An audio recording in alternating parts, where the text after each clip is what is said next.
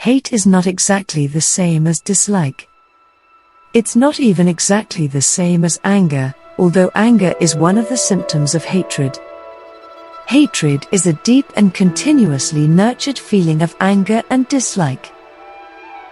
Hatred is like drinking poison but hoping someone else will die.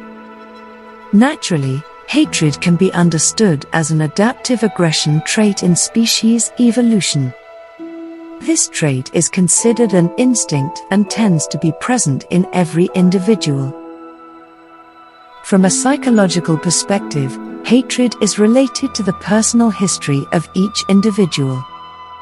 For example, the approach proposed by Abraham Maslow states that hatred stems from immaturity and dissatisfaction in terms of security. This can result in neurosis in adult individuals. In a social perspective, hatred is influenced by social structure, experience, and learning. An unfair social structure or conflict between individuals can lead to the formation of hatred. In addition, social experiences and learning also play a crucial role in shaping a person's attitudes and perceptions towards others or certain groups. Overall, the essence of hatred can be understood through natural, psychological, and social perspectives that involve factors such as human nature, personal history, and social influence. In the ideology of hatred, Nizar Yanai highlights the central role of hatred in current social conflicts. There are two types of hatred: that felt by the oppressed towards their oppressors, which is considered logical, and that felt by the oppressors towards the oppressed, which requires a supporting ideology. And the way out is friendship. Developing friendships among conflicting groups can help reduce the ideology of hatred and promote harmonious cooperation. Human beings are very likely to make mistakes in thinking, and thinking is essentially the organizer of perception, interpretation, and behavior. We interpret what happens within us based on certain beliefs and preconceptions that we acquire from previous experiences. In the context of hatred, there are several bases that often underlie hateful behavior towards someone. Three bases of hatred that can be considered are: devaluation of the victim. One of the bases of hatred is the devaluation of the victim or group that is the target of hatred. Those who hate tend to regard the victim or a group as lower or worthless. They may use stereotypes, prejudices, or views that violate human rights to devalue these victims. Haters' ideology. The hater's ideology is a basis of hatred that involves a belief system or values that support negative views towards certain groups or individuals. These views are often based on race, religion, sexual orientation, or other factors underlying a person's identity. This ideology can be acquired through cultural heritage, personal experience, or the spread of negative views by social groups. Decreased sympathy and loss of empathy.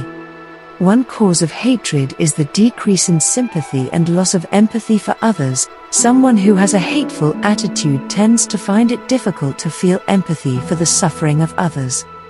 They may feel satisfied or deliberately ignore the misery inflicted on others as a result of their hateful views.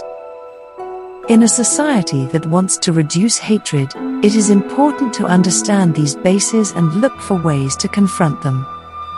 Education, dialogue, and efforts to socialize sympathy and empathy can be constructive steps to reduce hatred in society. The triggers for the birth of a perception of hatred are: overgeneralization. This trigger occurs when someone assumes that certain events or things reflect the whole group or situation, without considering individual differences or a broader context. Mind reading.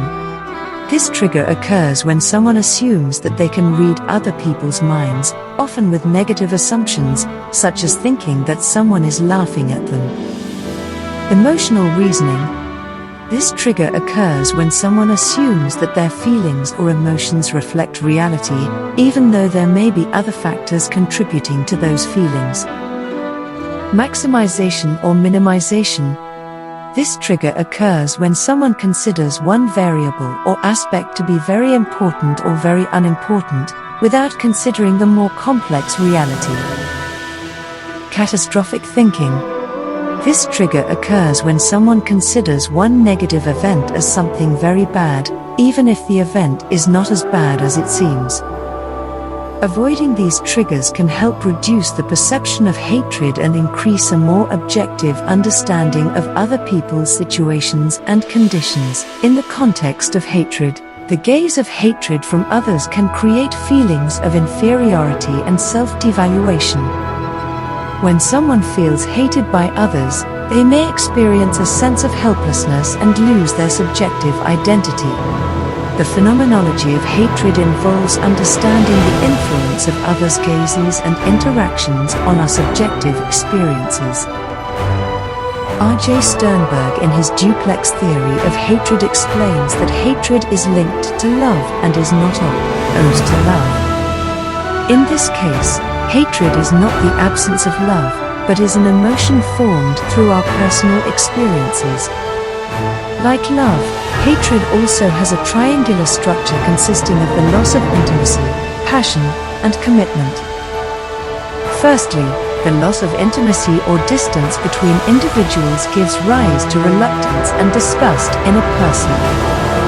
This means that when someone feels distant from the individual or group they hate, it triggers feelings of discomfort and disgust. Secondly, the loss of passion also plays a significant role in hatred. When passion is lost, individuals tend to feel fear or anger towards the individual or group they hate. This can occur when the influence of strong emotions causes hatred to grow within a person. Thirdly, the loss of commitment gives rise to devaluation and reduction of the human character of the individual or group that is hated. This means that individuals who hate will reduce or disregard the human values of the individual or group they hate. In this case, they may feel that the individual or group is not a human being worthy of respect. So in conclusion, hatred as an emotion related to love, with a triangular structure that includes the absence of closeness, loss of passion, and loss of commitment. There is a complex emotional connection between love and hatred, which is based on personal experience. Friedrich Nietzsche in his quote said, "Love and hatred are not blind, but are blinded by the fire they bear within themselves." This fire, a powerful force, is fueled by our deepest emotions and desires. It's a flame that can illuminate the path of understanding or engulf us in the shadows of confusion. Love, with its warming glow, can guide us towards compassion, empathy, and connection. It's a light that reveals the beauty in others and within ourselves. On the other hand, hatred, with its scorching heat, can lead us down a path of anger, resentment, and disconnection.